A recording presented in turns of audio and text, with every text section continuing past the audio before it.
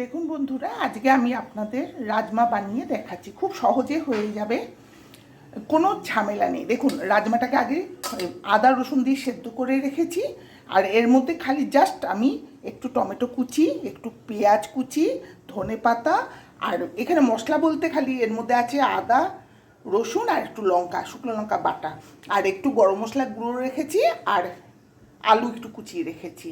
এবার আমি তেলের মধ্যে তেল দিলাম। এবার দেখুন, এবার তেলটা যে গরম ছিল না, তার মধ্যে এবার পেঁয়াজ আলুটা দিয়ে এই নাড়াচাড়া করছি। প্রায় হয়ে এসেছে। এবার এর মধ্যে মশলাটা দেব। দেখুন, এবার মশলাটা আমি দিয়ে দিলাম। এই মশলাটা দিয়ে ভালো করে কষতে হবে। টমেটোটাও দেব।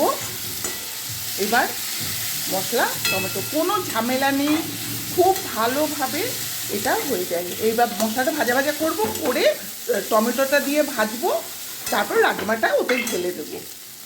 দেখুন, টমেটো দিয়ে দিয়েছি।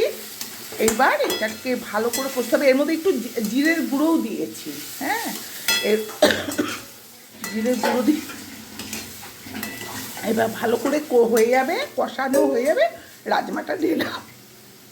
দেখুন, এখন মশলাটা কষানো হয়ে গেছে। এইবার এইবার রাজমাটা ঢেলে দেওয়া হবে। দেখুন, মশলাটা কষে গেছে।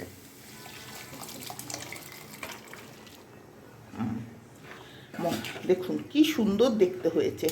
যেমন দেখতে ভালো, তেমনি খেতেও ভালো। খেতে দারুণ লাগে। আপনি ভাত দিয়ে বা রুটি দিয়ে যাই দিয়ে খাবেন, খুব ভালো লাগে। আমার তো ভাত দিয়ে ভীষণ ভালো লাগে খেতে। আপনি ভাতের সাথে খাবেন, ভীষণ ভালো খেতে হয়। দেখুন, এবার আমি এই রাজমার মধ্যে এই ধনে পাতাটা দেওয়া হচ্ছে, আর একটু গরম মশলা দিয়ে দেব।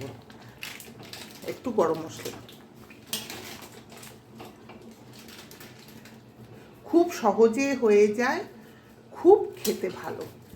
দেখুন, গরম মশলা দিয়ে দিলাম, আর ধনে পাতা দিয়ে দিলাম, কটা কাঁচা লঙ্কা উপর থেকে দিয়ে দেবো।